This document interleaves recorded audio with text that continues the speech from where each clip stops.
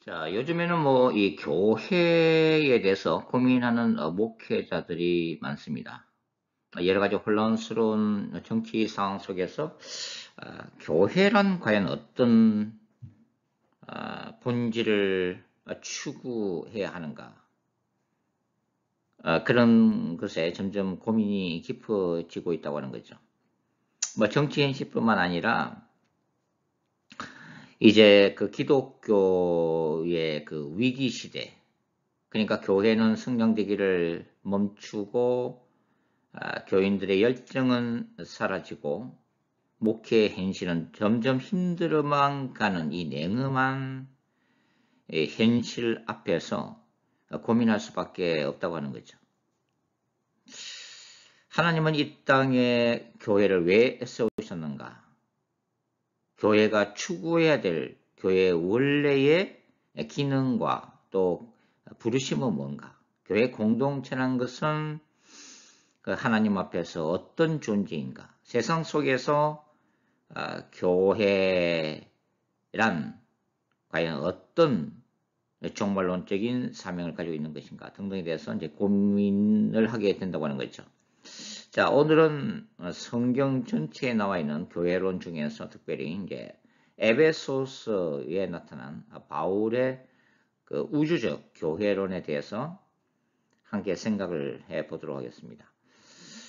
자, 우리가 그 사도 바울의 교회론을 이해하기 전에 먼저 바울의 회심 사건을 기억할 필요가 있습니다.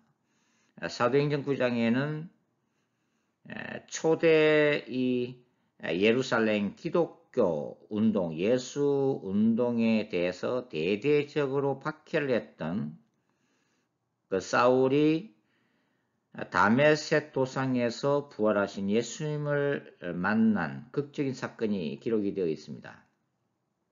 우리는 뭐 이 사건을 사도 바울의 회심 사건이다. 그리고 바울이 이방인의 사도로 부르심을 받은 삶의 자리다. 이렇게 우리가 표현을 하고 있습니다. 김세웅 교수님은 자신의 그 박사학위 논문인 그 바울 복음의 기원에서 바울의 신학이 바로 이 다메섹 도상에서의 그 예수님과의 이 체험에 기초하고 있다 이렇게 강조를 한 바가 있습니다. 이 다메섹 체험의 신학적인 의미는 뭐냐면 철저한 바리새인이었던 그 바울이 이 체험을 통해서 그 구약 해석에 대한 획기적인 전환점을 가져왔다고 하는 거죠. 그러니까 구약의 율법과 예언을 십자가의 복음이라고 하는 관점에서 새롭게 이제 이해를 하게 되었다고 하는 것입니다. 바로 바울이 이제 이해한 십자가에도 바울이 강조하고 있는 나의 복음이라고 말하는 이 복음의 그 정수가 바로 로마서에 담겨 있죠. 이 로마서에서 바울은 이 임박한 종말론적인 관점에서 뭐 바울뿐만 아니라 1세기 초대교회 사도들과 초대교회 공동체가 예수님이 재림할 거라고 하는 그 임박한 그 종말의식을 가지고 있었잖아요. 바울 또한 자기 시대에 예수님이 곧 재림하실 걸로 생각하고 최선을 다해서 로마 제국 안에서 그리스도의 이 십자가의 피 묻은 복음을 전했다고 하는 거죠. 바울은 이방인이나 유대인이나 모두가 하나님의 종말론적인 심판대 앞에 서 있다고 생각을 했습니다.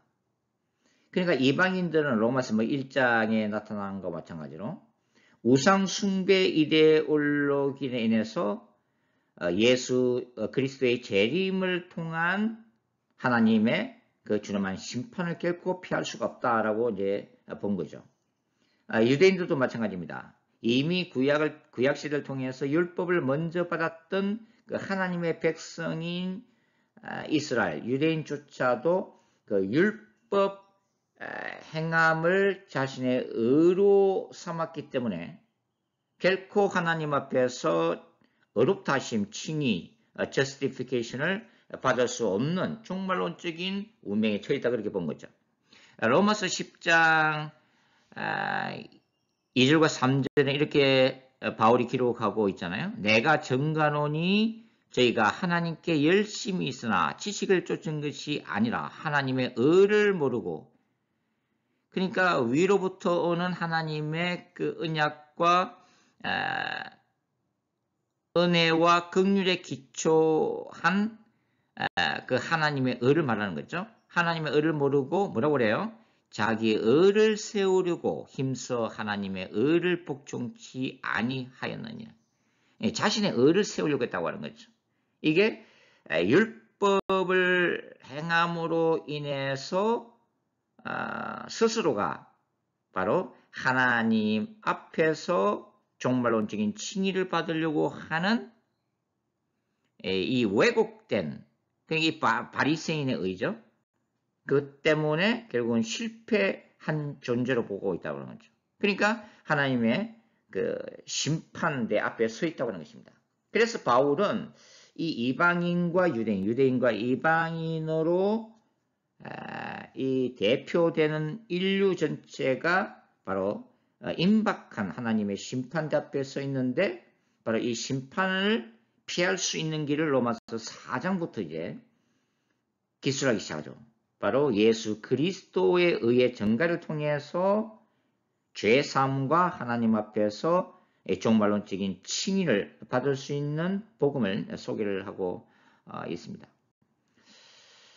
그래서 바울은 이 다메섹 체험을 통해서 유대인과 이방인의 관계를 새롭게 깨닫게 됩니다. 구약과 신생 기독교 간의 바로 관계를 새로운 관점에서 새로운 계시라고 하는 그리스도의 복음을 중심으로 깨닫게 되었다고 하는 거죠. 자, 이러한 복음의 기초 위에서 바울은 자신의 그 교회론을 체계화하기 시작합니다. 교회 공동체란 과연 무엇인가? 임박한 하나님의 심판 앞에서 복음의 그 기초 위에 세워진 교회 공동체는 어떠한 종말론적인 의미를 가진 존재인가라는 것을 바로 에베소서에서 그 교회론을 펼치고 있다고 하는 거죠. 에베소서는 여러분이 알다시피 이제 골로새서의 기초 한 서신이죠. 골로새서나 에베소서는 굉장히 유사한 내용을 담고 있기 때문입니다. 자, 이 에베소서의 이 구조는 보는 학자마다 다릅니다만, 저는 이 에베소서의 구조론을 세 개의 계시적 비밀과 그 다음에 결론으로서의 에베소서 6장에 나오는 영적 전쟁의 그 관점에서 보고 있습니다. 자, 이 에베소스를 여러분들 보시면 에베소스의 구조가 이제 1장의 그 소위 말해서 이제 그리스도 안에서 신자들이 누리는 신령한 복에 대해서 바울이 이제 설명을 쭉 하고 있잖아요. 근데 그 신령한 복에서 가장 중요한 궁극적인 목적에 해당되는 것이 바로 에베소서 1장 9절과 10절 말씀입니다. 그 뜻의 비밀을, 여기 첫 번째 비밀이죠. 그 뜻의 비밀을 우리에게 알리셨으니 곧 그 기쁘심을 따라 그리스도 안에서 때가 찬 경륜을 위하여 예정하신 것이니, 하나님이 예비하신 그 종말의 때, 결국 이것은 예수 그리스도 재림의 때와 직결되고 있다고 하는 거죠. 10절, 하늘에 있는 것이나 땅에 있는 것이 다 그리스도 안에서 동일되게 하려 하심이라. 하늘에 있는 것이나 땅에 있는 것이 다 그리스도 안에서 통일된다. 예수 그리스도를 머리로 하는 바로 종말론적이면서 우주적인 교회론에 대한 비전입니다. 최종적인 하나님의 경륜의 완성인 거죠. 이것이 바로 바울이 말하는 첫 번째 계시로 기록이 되어 있습니다. 우주적 교회론에 대한 통찰력이죠. 이것이 이제 이 에베소서에 나오는 세 가지 계시적 비밀의 첫 번째 계시면서 궁극적인 계시가 됩니다. 바로 이 우주적 교회론, 우주적 교회론에 해당되는 것이 이제 사도 요한 같으면은 계시록 21장과 22장에 예고되어 있는 바로 새하늘과 새 땅이죠, 그죠? 새 예루살렘입니다. 이러한 우주적 교회 공동체를 위해서 하나님은 지상의 교회를 세우시는 거죠. 그것을 이제 바울은 이 3장에서 두 번째 계시로 설명을 하고 있습니다. 3장 4절부터 읽어보시면 이렇게 되어 있어요. 이것을 읽으면 그리스도의 비밀을, 계시적 비밀이죠. 내가 깨달은 줄을 너희가 알 수 있으리라. 이제 그의 거룩한 사도들과 선지자들에게 성령으로 나타내신 것 같이 다른 세대에게는 사람의 아들들에게 알게 하지 아니하셨으니, 종말의 때에 신약 시대에 십자가를 통해서 하나님이 비밀을 알리셨다고 하는 거죠. 바로 지상에 세워진 교회 공동체의 본질입니다. 6절, 이는 이방인들이 복음으로 말미암아 그리스도 예수 안에서 함께 후사가 되고 함께 지체가 되고 함께 약속에 참여하는 자가 됩니다. 자, 이게 바로 바울이 깨달았던 종말론적인 계시예요. 이 땅에 세워지는 종말론적 공동체로서의 교회는 어떤 성격을 가지고 있다는 거예요? 바로 이방인과 그 유대인이 뭡니까? 그리스도 안에서 하나 되는 공동체라고 하는 거죠. 그러니까 바울은 이 바리새인으로서 구약 율법에 정통했던 사람이잖아요, 그죠? 바로 하나님의 그 언약과 약속에 기초했던 유대인들은 바울이 전했던 복음을 받아들이지 않음으로 인해서 바울에게 큰 고민거리가 되죠. 그 고민이 바로 로마서 9장부터 11장에 나와 있잖아요, 그죠?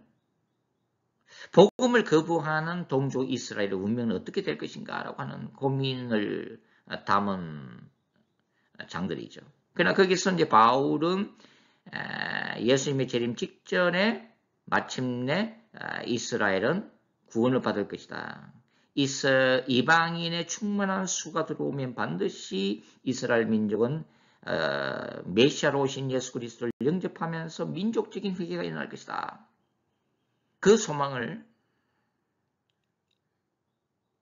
표현하고 있는 거죠.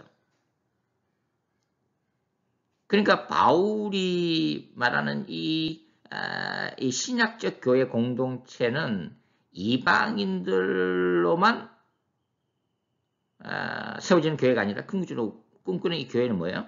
바로 유대인과 이방인, 이방인과 유대인이 함께 하나 된, 그래서 원래 구약에서 하나님의 율법을 받았던, 약속을 받았던 그 유대인들도 그리스도 안에서의 그 영광에 참여하고, 그 다음에 이방인들도 바울의 복음을 통해서 함께 하나님의 영원한 기업을 받게 되는 이 놀라운 종말론적 공동체를 지상의 교회라고 바울은 이해했다고 하는 거죠.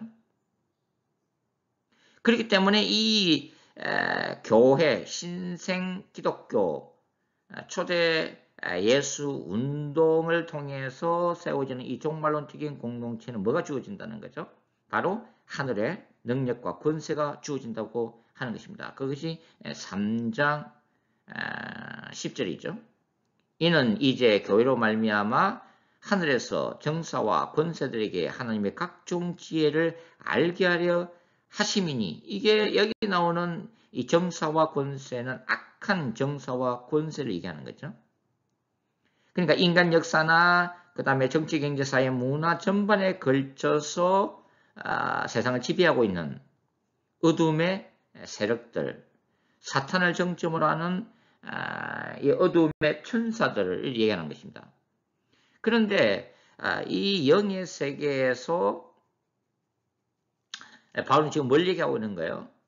이 종말론적인 공동체인 교회를 통해서 하나님의 지혜가 드러난다는 거예요. 그 악한 정사들 앞에서도 하나님은 이 종말론적 교회 공동체를 부어주신 영적 권세를 통해서 하늘나 땅의 모든 피조 세계가 예수 그리스도를 주라 신하면서 그 권세에 무릎을 꿇게 되는 공동체, 이게 이 땅의 지상적 교회라고 바울은 이해했다고 하는 것입니다.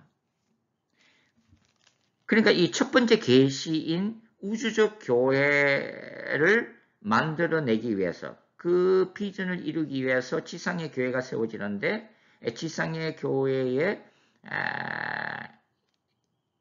두 번째 계시가 바로 이방인과 유대인 하나 되는 정말 공동체고, 그 다음에 이 교회에 관한 계시면서 세 번째 계시로 등장하는 게 뭐예요? 바로 에베소서 5장 31절부터 기록되어 있죠. 그죠? 이름으로 사람이 부모를 떠나 그 아내와 합하여 그 둘이 한 육체가 될지니 이 비밀이 크도다. 자, 세 번째 계시죠. 비밀. 내가 그리스도와 교회에 대하여 말하노라. 자, 남편과 아내와의 관계를 에베소서에서 먼저 거론하고 그 다음에 바울은 더 깊은 진리를 이끌어내고 있는 거죠.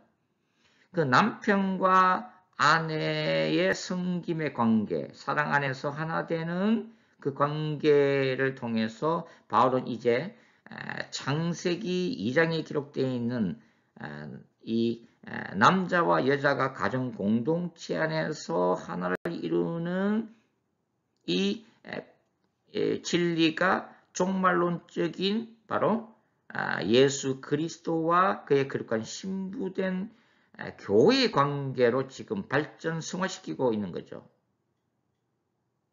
그러니까 이 종말론적인 교회는 마침내 뭡니까? 예수 그리스도와 연합된 거룩한 그리스도의 신부로서의 특징을 가지고 있다고 하는 거죠. 자, 이 비전을 요한은 밥 먹으면서 어떤 모습을 봤어요? 그게 요한계시록 19장이죠. 바로 하늘에서 혼인잔치가 열리고 있는 거죠. 이 혼인잔치라는 것은 뭡니까? 영원한 신랑된 그리스도께서 이 땅에 거룩한 신부들을 데리고 오는 사건. 그게 이제 예수 그리스도의 재림 사건의 한 측면이죠. 그죠? 이게 세 번째 계시로 드러나고 있다고 하는 거죠. 그리고 이 우주적 교회를 이루기 위한 지상교회의 본질을 설명한 다음에 바울은 6장에서 뭘 얘기하고 있어요? 저 유명한 영적 전쟁을 이제 결론 내리고 있죠. 6장 10절부터 이렇게 기록하고 있잖아요. 정말로 너희가 주 안에서와 그 힘의 능력으로 강건하여지고 마귀의 계계를 능히 대적하기 위하여 하나님의 전신갑주를 입으라. 우리의 씨름은 헬과 육에 대한 것이 아니요 정사와 권세와 이 어둠의 세상 주관자들과 하늘에 있는 악의 영들에게 대함이라. 그러므로 하나님의 전신갑주를 취하라. 그러면서 이 영적 전쟁에 대한 부분을 결론으로 내리고 있다고 하는 거죠. 자, 다른 바울 서신이 아니라 에베소서에 특별히 영적 전쟁 개념이 결론으로 제시되고 있다는 것을 주목할 필요가 있습니다. 왜냐하면 이 에베소서는 어디에 보내진 서신이에요? 기본적으로 1차적인 수신자는 어디죠? 바로 에베소 교회죠. 에베소 교회. 그 에베소 교회가 어떻게 세워졌어요? 그게 사도행전 19장이죠. 그죠? 사도행전 19장. 자, 이 에베소시는 로마 세계의 중심 도시 중에 하나였죠. 그죠?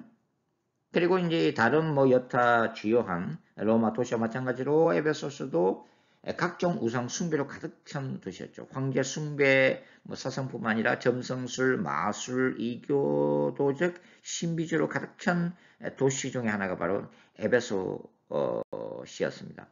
그리고 여기는 특별히 아데미 신전이 세워져 있었잖아요. 그죠?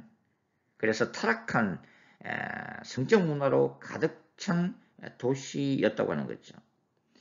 사도행전 바로 19장이 뭡니까? 두란노 서원을 세워서 말씀과 복음에 기초한 제자 훈련을 하고 그 다음에 사도 바울에게 부어주신 하나님의 능력으로 말미암아 기사와 표적이 일어나면서 에베소에 놀라운 영적 부흥의 역사가 일어나죠. 그래서 바울이 1차, 2차, 3차 선교 여행 중에서 가장 풍성한 선교적 열매를 맺힌 곳이 바로 이 에베소였고 그를 통해서 세워진 교회가 어디예요? 바로 에베소 교회였다고 하는 거죠. 이 에베소 교회에 보내는 서신에 특별히 이제 에베소 6장에서 영적 전쟁을 언급하고 있는 것은 당연하죠. 왜냐하면 에베소는 뭡니까? 사탄의 나라를 대적하는 하나님 나라의 거룩한 전쟁이 가장 치열하게 일어났고 가장 큰 승리를 거둔 곳이기 때문입니다. 그러니까 바울의 우주적 교회로는 그리스도를 머리로 해서 하늘과 땅이 동일되는 우주적 교회 공동체, 그게 이제 새하늘과 새 땅이라고 그랬잖아요. 자, 이것을 이루기 위해서는 지상의 교회가 필요하고 그 지상의 교회는 바로 이방인과 유대인이 하나 되는 교회, 그리고 모든 악의 권세가 그 이름에 무릎을 꿇을 수밖에 없는 예수 그리스도라고 하는 존귀한 이름 안에서 하나된 공동체, 예수 그리스도를 머리로 해서 성령의 그 역사 안에서 이 사도와 선지자와 복음 전하는 자, 교사, 그죠? 목사, 이런 오중직임이라고 하는 영적인 은사를 따라서 세워지는 교회. 그리고 이 궁극적인 우주적 교회 공동체의 완성을 위해서, 승리를 위해서는 뭐가 필요하다는 거야? 에베소 6장에서 바로 거룩한 전쟁인 영적 전쟁을 해야만 하는 이 교회론을 바울이 제시를 하고 있다고 하는 거죠. 결국은 이 교회 공동체를 도구로 해서 하나님이 이루시고자 하는 이 하나님의 나라는 하나님의 나라 신학의 그 중심적인 개념이 하나님의 뭡니까? 왕대심 통치라고 하는 거죠. 그러나 이 하나님의 나라의 완성은 하나님 나라 신앙만으로 되는 것이 아니라는 거죠. 왜냐하면 이 하나님의 나라를 대적하는 사탄의 나라가 있기 때문입니다. 그래서 저는 이 하나님의 나라와 사탄의 나라의 투쟁 관계를 통해서 궁극적인 하나님의 나라의 승리를 약속하는 종말론지 거룩한 전쟁 신학을 체계화하는 이유가 바로 여기에 있는 거죠. 자, 오늘은 이 바울이 말하고자 하는 이 우주적 교회를 에베소서를 통해서 그 큰 그림을 한번 나누어 봤습니다. 교회의 본질이 무엇인가 하는 것을 고민할 수 있는 바울의 중요한 교회론이죠.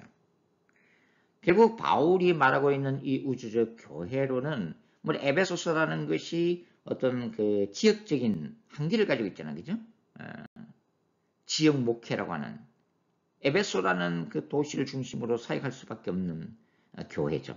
그러나 그럼에도 불구하고 에베소 교회뿐만 아니라 이 땅에 세워지는 모든 교회들은 궁극적인 그 교회의 본질과 비전을 가지고 사역해야 한다는 것을 지금 바울이 얘기하고 있는 거죠. 그게 우주적인 교회론이죠.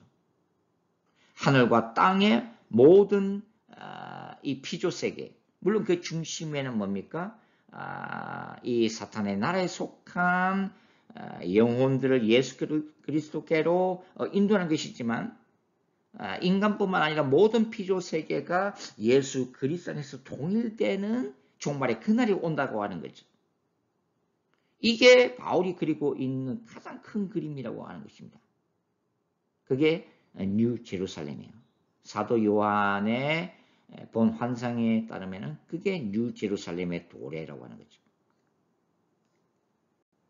그래서 우리가 이제 이 구체적인 교회로 바울이 얘기했던 우주적인 교회론의 본질을 보면서 이제 이 교회론을 어떻게 우리의 삶과 사역에 적용할 것인가는 바로 저와 여러분의 몫으로 남습니다.